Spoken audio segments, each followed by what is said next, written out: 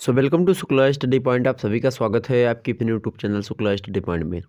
मैं शिवम शुक्ला आप सभी दोस्तों का हार्दिक स्वागत करता हूं। दोस्तों, आज की वीडियो के अंतर्गत हम बात करेंगे बीए फर्स्ट सेमेस्टर हिंदी साहित्य, जो कि हिंदी काव्य के नाम से प्रश्न पत्र जाना जाता है।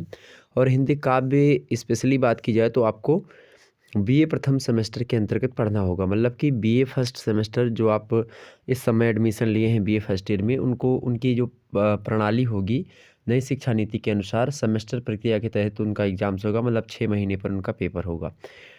और बात करी जाए तो ये इसमें जो है बड़ा बदलाव हुआ। हिंदी काव्य एक प्रकार से बड़ा ब्रॉड सिलेबस है, मतलब लंबा सिलेबस है।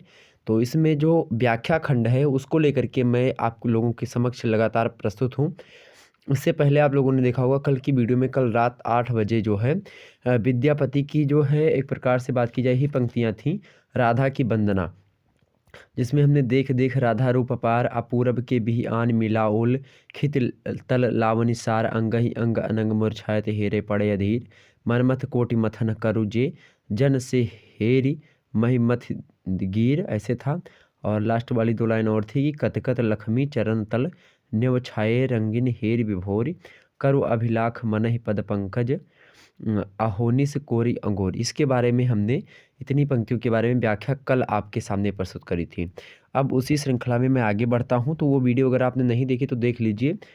जो कि जब आप विद्यापति के बारे में पढ़ते हैं, स्पेशली जो आपके पाठ्यक्रम में संकलित हैं, तो उसमें कुछ आपके जैसे कि 3 चीज़ें हैं उनकी। एक तो पहली है राधा की वंदना, दूसरा है श्री कृष्ण प्रेम, और चौथा है कौन सा, राधा प्रेम। तो जो राधा की वंदना है और श्री कृष्ण प्रेम, ये 35वें नंबर का जो है एक प्रकार से जो विद्यापति की पदावलियों में संकलित है, तो वो पद जो है 35वां नंबर श्री कृष्ण प्रेम, वो आज की वीडियो के अंतर्गत हम चर्चा करेंगे। और राधा प्रेम 36वां पद है। तो इन दोनों के बारे में आपको पढ़ना है। तो आज की वीडियो में स्पेशली मैं श्री कृष्ण के प्रेम के बारे में बताऊंगा, जो कि एक प्रकार से खा खंड है विद्यापति के द्वारा।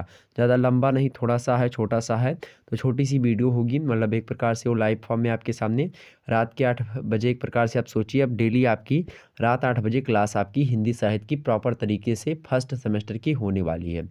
मतलब जितने भी छात्र छात्राएं हमको देख रहे हैं, आप सभी लोग खुश हो जाइए, प्रसन्न हो जाइए कि हाँ, हिंदी की क्लासेस आपकी लगातार चलेंगी। कुछ दिन हिंदी की क्लासेस हो जाएंगी, लगभग व्याख्या खंड में समाप्त कर दूँ आपका, बहुत जल्दी समाप्त करने का प्रयास रहेगा। ठीक, हो सकता है और भी जो वीडियोज़ आएँ वो हो सकता है एक ही वीडियो में तमाम सारी चीज़ें बता दी जाएँ। लेकिन ये थोड़ा-सा जो है मैं सोच रहा हूँ कि अभी थोड़ी-थोड़ी चीज़ें आप पढ़ेंगे अभी शुरुआत में, शुरुआत के दिनों में, तो आपको ज़्यादा बेटर रहेगा। और वैसे धीरे-धीरे समय बढ़ने के साथ-साथ मैं वीडियो को थोड़ा लंबा बनाने का प्रयास करूँगा। और लगभग एक वीडियो के अंतर्गत एक कवि की जितनी भी बातें बताई गई हैं उसकी समस्त व्याख्या एक ही वीडियो में दे दी जाए, ऐसा कुछ प्रयास करूँगा। तो उसके लिए भी आप लोग तैयार हो जाइएगा। अब हम आज की वीडियो के अंतर्गत बात करेंगे हिंदी साहित्य बीए प्रथम सेमेस्टर अर्थात बीए फर्स्ट सेमेस्टर का चैप्टर 1 अर्थात जो विद्यापति हैं उनकी व्याख्या खंड को लेकर के। और ये चैप्टर 1 मैंने मतलब कवियों के हिसाब से बनाया है। मतलब इससे पहले कभी आपके विद्यापति शामिल है आप में। वैसे अगर बात की जाए तो वैसे तो भाई हिंदी साहित्य का इतिहास भी आपको पढ़ना पड़ेगा एक प्रकार से, मुख्यतः मुख्य रूप से। तो उसको भी आपको हमने नहीं पढ़ाया अभी, लेकिन जल्दी पढ़ा दूंगा हिंदी साहित्य का इतिहास। ठीक है, विस्तार से मैं समझा दूंगा एक मुद्दे को। हालांकि व्याख्या खंड में आपको ज़्यादा प्रॉब्लम होती है, इसलिए इसको पहले मैंने समझाने का प्रयास किया। इसको बता दूं, उसके बाद में फिर आपको जो है हिंदी साहित्य का इतिहास भी समझा दूंगा। ठीक, कुछ वीडियो ज़्यादा लेक्चर्स नहीं, कुछ लेक्चर्स के माध्यम से। ठीक, चलिए प्रारंभ करते हैं कक्षा को। और इसके बाद में जो सिलेबस मतलब होगा आपका विद्यापति का जो गा वाला सेक्शन है, उसमें राधा प्रेम को लेकर के, जो राधा का प्रेम है उसके बारे में हम चर्चा करेंगे। ठीक है, तो चलिए आपके सामने यहाँ पर प्रस्तुत हो चुका है कौन सा, श्री कृष्ण प्रेम। अब इसके बारे में हम एक एक जानकारी और एक एक चीज़ें आपको बताते हैं। ये इतना लंबा है, ये इतना चीज़ है, ठीक है, इतने है, मतलब इतने पंक्तियों को आपको कृष्ण प्रेम में समाहित किया गया है। तो इसको हम एक एक करके पढ़ेंगे और आसानी से आपको बताने का प्रयास करेंगे। सबसे पहले इसको पढ़ने का तरीका क्या है, क्या पढ़ने का तरीका है कि जहि जहि पग जुग धरई तहि तहि सरोरुह झरई जहि जहि झलकत अंग तहि तहि बिजुरी तरंग की हेरल अपूरब गोरी पैठल हिय मही मघी मोर जहि जहि नयन विकास तहि तहि कमल प्रकाश जहाँ लहु हास सचार तहि तहि अमीय विकार जहाँ जहाँ कुटिल कटाख तहाँ तहाँ मतलब ततहि मदन सरलाख हेरइत से धन थोर अब तिन भुवन अगोर पुण्य किए दसन पाप अब मोहि इत दुख जाब विद्यापति कह जान तुई गुण देहब आन। ये भाषा जो है आपकी कौन सी है भाई, ये भाषा है आपकी मैथिली। और जब मैथिली भाषा आप पढ़ेंगे, चूँकि आप अगर मैथिली के जो लोग होंगे जो है पूर्वी हिंदी, मतलब एक प्रकार से पूर्वी हिंदी नहीं, जो यूपी का पूर्वी इलाका या फिर बिहार वगैरह के जो है पश्चिमी साइड से होंगे, उनको जो है मैथिली भाषा के बारे में जानकारी होगी। बिहार के लगभग लोगों को तो ये मैथिली भाषा में लिखा गया है। जैसे अवधी भाषा में आप देखते हैं रामचरितमानस, तो मैथिली को लोगों को भी ये तमाम सारी बातें कुछ मात्रा में नहीं समझ में आएंगी, उनकी व्याख्या उनको भी देखनी पड़ेगी, लेकिन उनको ज़्यादा दिक्कत नहीं होगी समझने में। इसी प्रकार से जैसे अवधी काव्य पढ़ने में अवधी के लोगों को दिक्कत नहीं होती, ब्रज भाषा पढ़ने के लिए जो है ब्रज भाषा अर्थात मथुरा वगैरह वाले के जो लोग हैं उनको दिक्कत नहीं होती जो है। इसी प्रकार से जो मैथिली वाले होंगे उनके लिए सहज होगी, लेकिन अब जैसे जो अवधी भाषी हैं या अलग भाषी, अवधी वालों के लिए भी इम्पोर्टेंट होगी, लेकिन जो अन्य भाषा के लोग हैं या फिर जो एक प्रकार से प्रॉपर हिंदी ही जानते हैं उनके लिए बहुत ज़्यादा जटिल हो जाता है मुद्दा। इसीलिए इसको आपकी सरल भाषा में समझाने का प्रयास करेंगे। शहरी भाषा मतलब कि शुद्ध हिंदी में बताएंगे, और साथ ही साथ इसको थोड़ा सा देहाती में बता देंगे। मतलब आपको किसी प्रकार का कोई जो है कन्फ्यूज़न नहीं रहेगा इस वीडियो को देखने के बाद में, कहने का मतलब ये है। चलिए प्रारंभ करते हैं। सबसे पहले क्या है यहाँ पर देखिएगा, क्या लिखा है कि जहि जहि पग जुग धरई। सबसे पहले यहाँ पर आपको सबसे पहले क्या लिखना है, संदर्भ। संदर्भ क्या लिखोगे आप, सबसे पहले संदर्भ आप सोच लीजिए जी, संदर्भ क्या लिखेंगे इसका, तो इसका संदर्भ आप लिखेंगे, आपसे संदर्भ सहित व्याख्या को लेकर के प्रश्न पूछेगा। संदर्भ में आप लिखेंगे कि प्रस्तुत पद्य या प्रस्तुत पद्यांश हमारी पाठ्य पुस्तक नहीं लिखेंगे, क्योंकि आपकी पाठ्य पुस्तक वो पूरी नहीं, पाठ्य पुस्तक से कुछ बातें ली गई हैं जो कि रामचरण जो है द्वारा आचार्य रामलोचन शरण के द्वारा संपादित की गई विद्यापति पदावली के नाम से। तो आप सीधे लिखेंगे कि प्रस्तुत पद्य या पद्यांश आचार्य रामलोचन शरण के द्वारा संपादित विद्या पदावली के प्रेम प्रसंग खंड के प्रथम भाग अर्थात श्री कृष्ण प्रेम से उद्धृत है। और इससे पहले वाला हमने क्या बताया था, तो वो जो है विद्यापति पदावली में संकलित था, राधा की वंदना थी जो हमने पहले वीडियो में डिस्कस किया। ये क्या है, श्री कृष्ण प्रेम है, और ये प्रेम प्रसंग खंड है एक, उसी खंड के प्रथम भाग से उद्धृत है श्री कृष्ण प्रेम। इसका दूसरा भाग जो होगा वो कौन सा होगा, इसका दूसरा भाग जो होगा मेरे भाई वो कौन सा होगा, ये भी वो राधा प्रेम खंड से उद्धृत होगा। ठीक, ध्यान रखेंगे। इसके बाद राधा प्रेम के बारे में चर्चा करेंगे। तो ये क्या है, प्रथम खंड है, तो प्रथम खंड से उद्धृत है, प्रथम भाग श्री कृष्ण प्रेम से उद्धृत है, जिसके रचयिता विद्यापति, इतने लिख दीजिएगा। उद्धृत माने होता है लिया गया है, ठीक, तो इतनी बात क्लियर हो गई। तो इसमें लिखेंगे। प्रसंग में आप लिख सकते हैं कि श्री कृष्ण राधा के सौंदर्य का वर्णन करते हुए कहते हैं। तो यहाँ पर भगवान श्री कृष्ण जो है राधा जी को उन्होंने देखा है, और बहुत ज़्यादा नहीं देखा है, बहुत कम मात्रा में, बहुत कम समय के लिए देखा, बहुत कम समय में देखा। और उतने समय में देखने के बाद में श्री कृष्ण भगवान जो है कहते हैं, मतलब एक प्रकार से राधा जी की सुंदरता का वर्णन करते हुए कहते हैं। अब क्या कहते हैं उसको आप लोग समझिए। श्री कृष्ण भगवान कहते हैं, और यहाँ पर प्रसंग में आप क्या लिखेंगे, प्रसंग में आप लिखेंगे कि इस खंड में कवि विद्यापति ने नायक नायिका अर्थात श्री कृष्ण भगवान व राधा के प्रेम का क्या करा है, चित्रण प्रस्तुत किया है। अवतरित पद में, मतलब जो पद आपके सामने दिया गया है आप ऐसे लिखेंगे कि अवतरित पद में नायक श्री कृष्ण हैं और नायिका कौन है, नायिका की सखी जो है वो राधा जी हैं।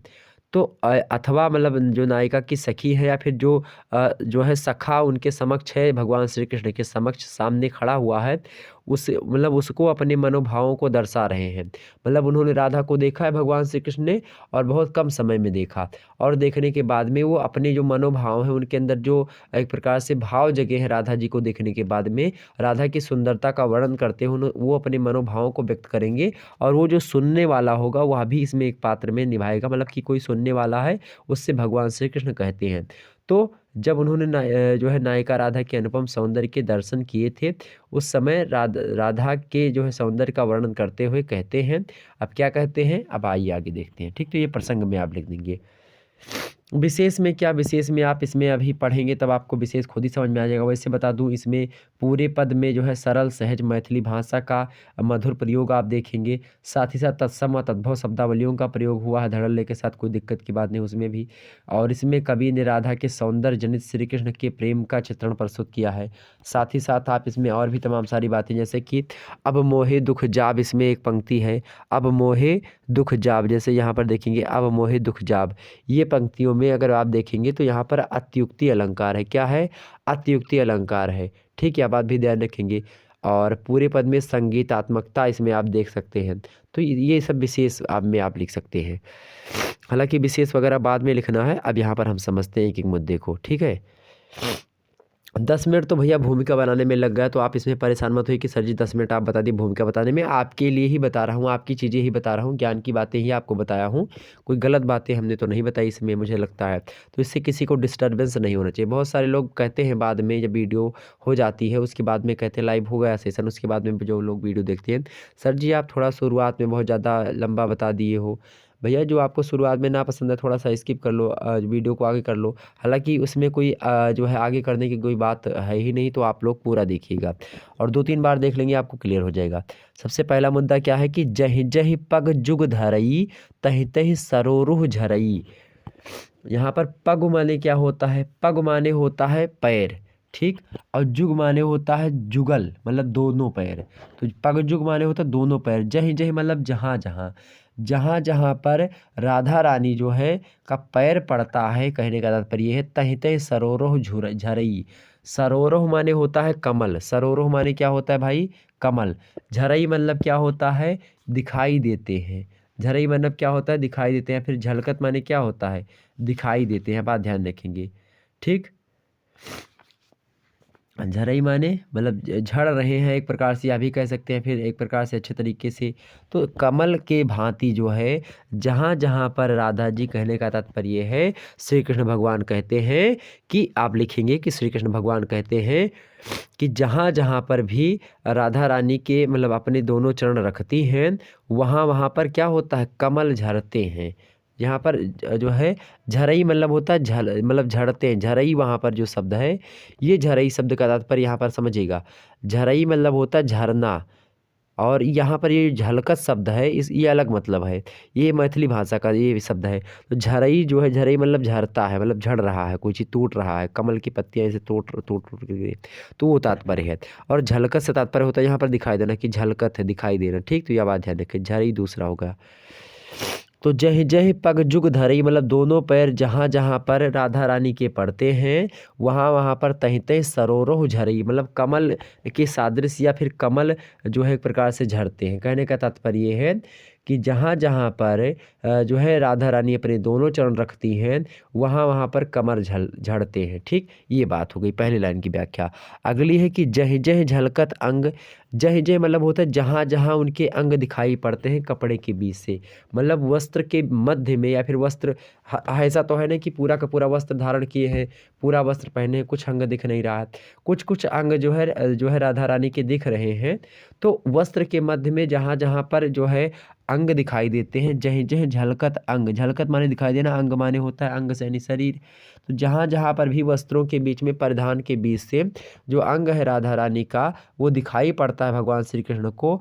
तहि तहि बिजुरी तरंग, जिस प्रकार से बिजुली की तरंग होती है उसी प्रकार से प्रतीत होता है। कहने का तात्पर्य जैसे कि आप यहाँ से तुलना कर सकते हैं, आगे चल कर के यही बात आप देखेंगे जो है भाव साम्य में आप देख सकते हैं जयशंकर प्रसाद की पंक्तियों में कि नील सुकुमार बीच जो है नील सुकुमार मतलब कि नील सुकुमार बीच मतलब नील परिधान बीच सुकुमार, ऐसे है नील परिधान बीच सुकुमार, खिल रहा मृदुल अधुखुला अंग, खिले हों ज्यों बिजुली के फूल, मेघबन बीच गुलाबी रंग। आगे चल करके आप पढ़ेंगे, आपके ही सिलेबस में संकलित है, तो उसमें आप देखेंगे नील परिधान बीच सुकुमार, खिल रहा मृदुल अधुखुला अंग, मतलब नीले परिधान में मतलब नीला वस्त्र धारण किए हुए हैं जो है कौन? श्रद्धा। और मनु जो है देखते हैं उस नीले परिधान माने कपड़ा होता है, उस नीले परिधान के बीच में जो है मनु का श्रद्धा का अंग जो है थोड़ा थोड़ा दिखाई पड़ रहा है, कहीं पर कपड़ा नीला वाला थोड़ा सा फटा है। तो नील प्रधान बीच सुकुमार, जिस मतलब एक प्रकार से जो कोमल उनका त्वचा थी श्रद्धा की, सुंदर थी श्रद्धा, तो उनकी त्वचा दिख रही थी नीले कपड़े के बीच से। तो जिस प्रकार से उन्होंने कहा कि त्वचा जिस प्रकार से दिख रही थी गुलाबी रंग, जैसे मेघ में अर्थात बादलों के बीच में जब बिजली चमकती है तो गुलाबी रंग की चमकती है, बड़ी अच्छी लगती है। ठीक इसी प्रकार से नीले परिधान बीच मतलब जैसे आकाश नील नीला है और आकाश, नीले आकाश में जो गुलाबी कलर की बिजली चमकती है, जिस प्रकार से वो अच्छी लगती है, ठीक इसी प्रकार से श्रद्धा का जो अंग है वह चमक रहा है। ये भाव साम्य है इसका, मतलब भाव साम्य का समझते हैं ना, मतलब जैसे ये बात आगे चल करके और भी मतलब विद्वानों ने, जयशंकर प्रसाद ने लिखा है, तो आप इसको लिख सकते हैं। तो उसी बात में मतलब अंग की तुलना यहाँ पर की गई है किससे, तो यहाँ पर बिजली की तरंग से, मतलब जैसे बिजली की तरंग जो होती, बिजुली तरंग, तो आप समझते हैं ना कि जो है जैसे बिजली की तरंग जो होती है गुलाबी कलर की या फिर अच्छी तरीके से दिखती है, उसी प्रकार से जह जह झलकत अंग, जहाँ जहाँ पर राधा रानी के अंग झलक रहे हैं वस्त्रों के बीच से या वस्त्रादि के मध्य से, जहाँ जहाँ से उसके अंग दिखाई देते हैं, वहाँ वहाँ से बिजली की चमक सी कौंध जाती है या फिर बिजली की चमक दिखाई पड़ती है, बिजली के चमक सा प्रतीत होता है। ठीक, इतनी बात क्लियर हुई, आगे समझते हैं। बिल्कुल क्लियर करो, कोई दिक्कत नहीं, हर एक मुद्दा आपसे कहीं भी इसे भी प्रश्न पूछा जाए आप कर लेंगे।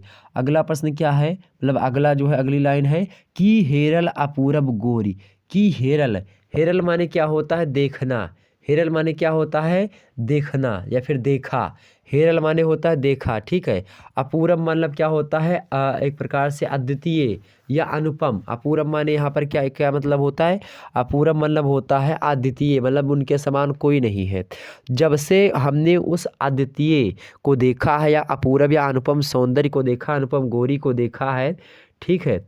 यहाँ पर कहने का तात्पर्य है कि जब से उन्होंने श्री कृष्ण भगवान ने राधा रानी को देखा है, बहुत कम समय में देखा, गोरी पठैल ही मधि मोरी, मतलब पठैल माने होता है एक प्रकार से, पठैल माने क्या होता है, प्रवेश कर गई है, कहाँ पर प्रवेश कर गई है, कहाँ पर भैया, तो हिये माने होता है हृदय में, मधि मतलब होता है बेध गई, एकदम से अंदर आ गई है, मधि माने क्या होता है, अंदर आ गई है, एक प्रकार से हमारे हृदय के मध्य में या हृदय के बीच में एक प्रकार से प्रवेश कर चुकी है, हृदय मधिमोर। जब से हेरल, हेरल माने देखा है, अपूरब मतलब अद्वितीय, किसको, गोरी को, मतलब राधा रानी को, जब से हमने जो है उसको देखा है, तब से पठैल मतलब हमारे हृदय में क्या प्रवेश कर गया है, हमारे हृदय में एक प्रकार से जो है प्रवेश क्या कर गया है, हमारे हृदय में जो है मैंने कहने का तात्पर्य है कि मैंने उस अद्वितीय सौंदर्य वाली रमणी को क्या देखा, वह तो मेरे हृदय में प्रवेश कर गई, मतलब वो भगवान श्री कृष्ण के हृदय में प्रवेश कर गई राधा रानी, ऐसे प्रतीत होता है। कहने का तात्पर्य है कि मेरे हृदय में उसकी छवि अंकित हो गई है, मतलब ये है कि उसकी छवि जो है जैसा वो थी, हमने बहुत कम समय में देखा, लेकिन फिर भी वो हमारे एक प्रकार से हमारे आंखों की छवि मर गई, मतलब कि हमेशा हमारे आंखों के सामने आ जाती है। ठीक, तो ये चीज़ें हैं। अगली लाइन जो है इसकी अगली क्या है कि जहि जहि नयन विकास, जहि जहि नयन विकास तहि तहि कमल प्रकाश। कहते हैं कि जिस प्रकार से उस जो अद्वितीय गोरी है, उसके नेत्रों की ज्योति जहाँ जहाँ पर जाती है, मतलब जहाँ पर उसके नेत्र से वह देखती है, वहाँ वहाँ पर क्या होता है, जहाँ जहाँ पर वह देखती है, वहाँ वहाँ पर तहि तहि कमल प्रकाश, कमल जो होता है वह उसको प्रकाशित, मतलब एक प्रकार से कमल का जो प्रकाश होता है, आप अंधेरे में कमल को रख दें तो वो दिखाई देगा कहीं कहीं न कहीं पे थोड़ा बहुत मात्रा में, तो कमल का भी खुद का प्रकाश मतलब कमल के जैसा प्रतीत होता है। यहाँ पर तात्पर्य ये है कि कहने का तात्पर्य है, मतलब उनकी सुंदरता के बारे में बताएगा कि जहाँ जह जह नयन विकास, मतलब जहाँ विकास मैंने देखना एक प्रकार से जितने दूर तक जाता है, तो जहाँ जहाँ पर राधा रानी का विस्तार होता है नयनों का, मतलब उनके आँखों की ज्योति जो है, तीव्रता जो है, जहाँ तक पहुँचती है उनकी दृष्टि, जहाँ जहाँ पहुँचती वहाँ वहाँ कमल के समान प्रकाश उत्पन्न हो जाता है। अगली बात कि जहाँ लहू हास सचार, लहू हास सचार मतलब क्या होता है भैया, जहाँ लहू हास सचार, बताइए, लहू माने होता है मंद, लहू माने क्या होता है, मंद या थोड़ी सी कम, लहू हास सचार माने क्या होता है, हंसी का संचरण, क्या होता है, हास मतलब होता है हंसी का संचरण, जहाँ लहू हास सचार तहि तहि अमीय विकार। कहने का मतलब ये है कि जहाँ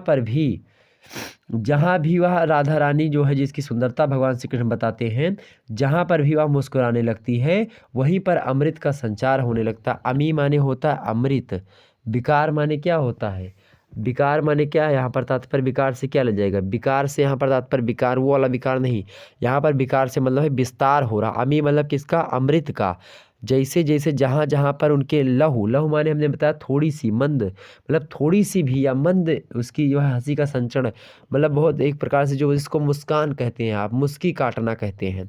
तो जहाँ जहाँ पर उनकी मुस्कान होती है वह मुस्कान जो है निकलती है। लहू हास सचार, मतलब जहाँ जहाँ पर हमने आपको बताया कि जहाँ भी वह मुस्कुराने लगती हैं वहीं पर क्या होता है, वहीं पर मानो अमृत फैल रहा हो, इस प्रकार से हो जाता है। अगली बात, अगली लाइन देखिए यहाँ पर कि जहाँ जहाँ कुटिल कटाक्ष, कुटिल माने होता है एक प्रकार से, आप समझें अगर कुटिल के बारे में, कुटिल माने होता है एक प्रकार से तिरछे, मतलब कटाक्ष, कुटिल कटाक्ष को एक पूरा का पूरा, यहाँ पर वो कुटिल दूसरा हो गया। कुटिल कटाक्ष मतलब होता है ऐसा नयन, मतलब ऐसे तिरछे तरीके से देखना किसी को, मतलब एक प्रकार से जिसको कहते हैं आप, जैसे आप किसी से अगर मतलब वो सब बातें यहाँ पर करना उचित ना होगा, मतलब तिरछे नयनों से अगर किसी को आप देखें, मतलब खास करके अगर लड़कियां किसी को तिरछे नैनों से देखती हैं तो उसी को कटाक्ष कहते हैं। ठीक, तात्पर्य ये है, मतलब जब किसी लड़की को प्रेम भाव से देखती है, मतलब किसी लड़की कोई लड़की है और किसी लड़के को जब प्रेम भाव से देखती है तो उसी को कटाक्ष कहते हैं। इससे क्या होता है, कभी कभी जो है पुरुष उनके जो है निगाहों से फंस जाते हैं। जैसे कहते नहीं गाना वगैरह बना कि चलाओ ना नैनों से बाण रे, तो कुछ इस प्रकार से वो कटाक्ष होता है, वो जो नैनों से बाण जो दिया जा रहा है वो कटाक्ष का कार्य करता है, तो कटाक्ष वही होता है। तो ये कुटिल कटाक्ष मतलब हमने बताया। तो जहाँ मतलब जहाँ जहाँ कुटिल कटाक्ष ततहि मदन सरलाख। अब यहाँ पर जो है पता चला कि मदन क्या होता है। ततहि माने होता तहाँ पर या वहीं पर, ठीक है। अब मदन माने यहाँ पर तात्पर्य किससे, कामदेव से। मदन माने क्या है, कामदेव यहाँ पर, ठीक है। सर माने होता है बाण। लाख माने क्या होता है भैया, लाख माने क्या होता है कि कई बाण, लाखों बाण, ठीक। आप ऐसा समझिए, ठीक।